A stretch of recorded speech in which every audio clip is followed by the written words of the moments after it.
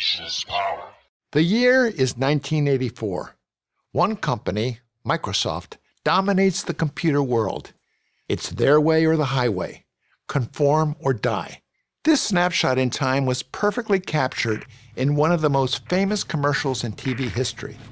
Set in a gray dystopian future, row after row of men stare blankly at a giant screen from which Big Brother, the all-powerful leader from George Orwell's classic novel 1984, addresses them.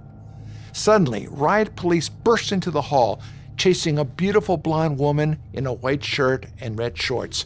Before they can grab her, she hurls a sledgehammer into the screen, shattering Big Brother and his grip on the masses.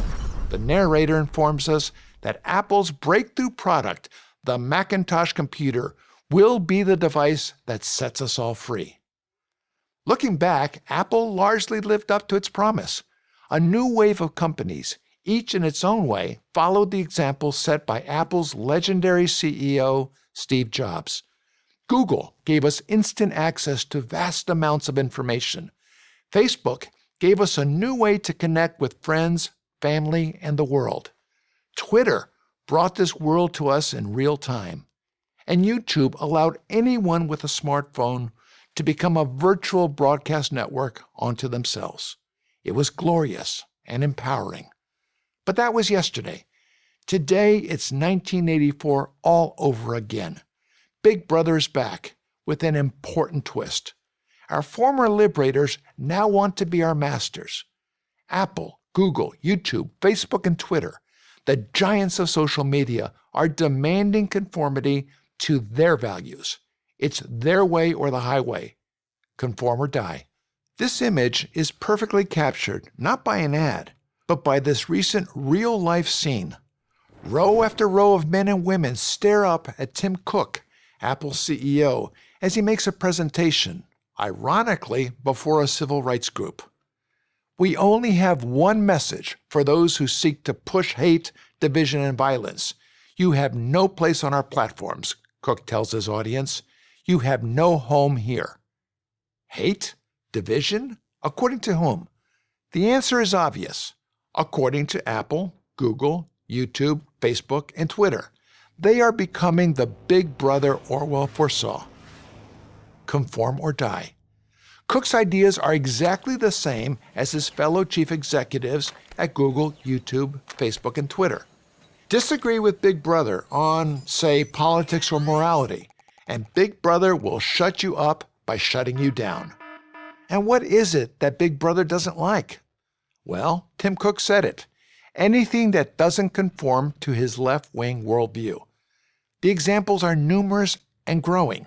Meghan Murphy, a Canadian feminist, is permanently banned from Twitter for refusing to refer to the transgendered by their preferred pronoun, and for writing, "Women aren't men."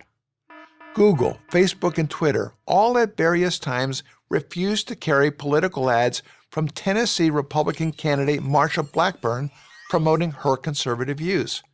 She's hardly the only one this has happened to. And as many of you know, YouTube continues to restrict over 100 of PragerU's videos, finding them inappropriate for children.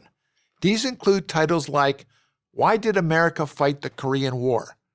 Broad-based studies by the American Institute for Behavioral Research and Technology and by Northwestern University have confirmed what these examples clearly suggest: bias against conservatives at Google and other big tech sites. And this is the bias we can plainly see. What we don't see, what Big Brother hides from us, what is referred to as shadow banning, may be even more pernicious.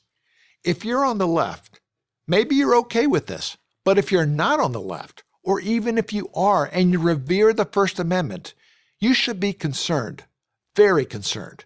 We are advancing swiftly toward an Orwellian 1984 world of stifling one way of thinking conformity. This time, it's not a fictional story. It's real. What's the solution?